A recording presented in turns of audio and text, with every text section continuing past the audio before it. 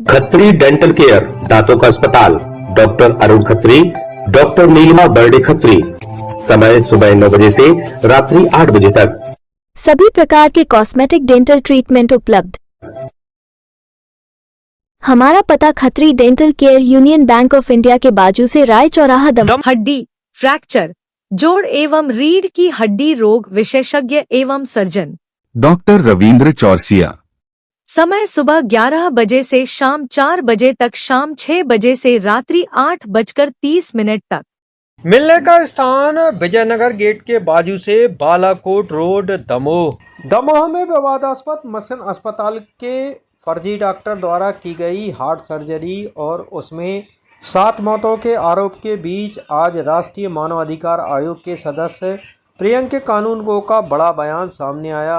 आज बुधवार को दमोह पहुंचे कानूनगो ने बताया कि आयोग द्वारा इस मामले में जांच कराई गई है, जिसकी रिपोर्ट आयोग के पास आई है और उसे जल्दी ही सार्वजनिक किया जाएगा। लेकिन अभी तक जो बात सामने आई उसमें जिले के मुख्य चिकित्सा एवं स्वास्थ्य अधिकारी की लापरवाही साफ सामने आई है।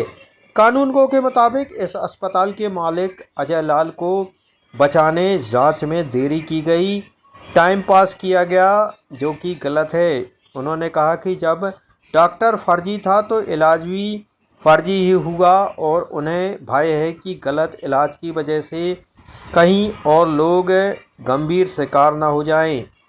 कानूनगो ने यह भी कहा कि अपराध को धर्म के चश्मे से नहीं देखना चाहिए, लेकिन धर्म की आड़ में अपराध करने वालों को पादरी भी ना समझा जाए। उसके बाद रिपोर्ट भी आपको सौंपी गई, क्या कुछ? देखिए, अभी आयोग ने जो जांच टीम भेजी थी उसकी जो दस्तावेज उन्होंने यहाँ से एकत्रित किए, जो स्टेटमेंट्स लिए, उस सबको एनालिसिस करके प्रोसीडिंग के फॉर्म में हमारे पास रखेंगे।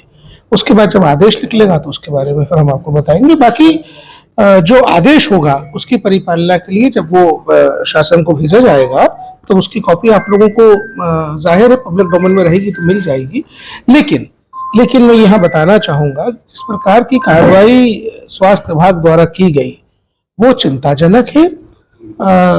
डॉक्टर का सर्टिफिकेट जाली होना ये तो प्राइमा फेसा ही पता चलने वाली बात थी। इसमें सीएमएचओ की जो जांच थी वो किन कर्तव्य मूर्ता की तरफ उनको ले गई है, कर्तव्यहीनता की तरफ उनको ले गई है।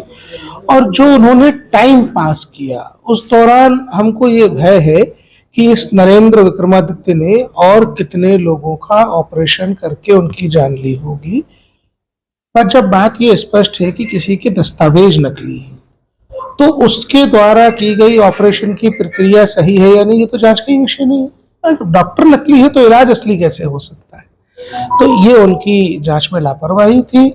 हमको स्थानीय लोगों ने ये बताया कि जो इस अस्पताल का मालिक है वो अजय लाल है और उसको बचाने के लिए सरकारी अधिकारियों ने इस प्रकार की कर्तव्यहीनता का प्रदर्शन किया है। हमने संज्ञान में ये विषय लिया है।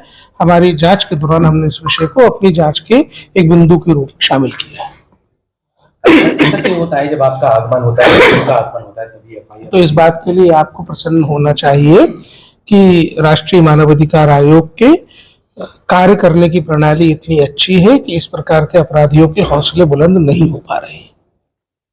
क्या लग रहा है आपको ईसाई मिशनरियों ने मिलकर के ये पूरा षड्यंत्र रचा है? क्योंकि सरोजनी जेम्स उस समय यहाँ सीएमएचओ थी और रीता चटर्जी डीएचओ थी जो चार्ज में थी। देखिए, मैं किसी पे धार्मिक आक्षेप नहीं लगाता और अपराध को धर्म के चश्मे से देखना भी नहीं चाहिए।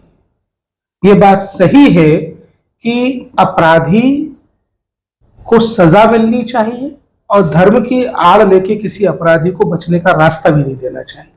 मेरा यहाँ आप सभी से भी अनुरोध है कि अपराधी को अपराधी की तरह देखिए, अपराधी को पादरी की तरह देखना बंद कर दीजिए।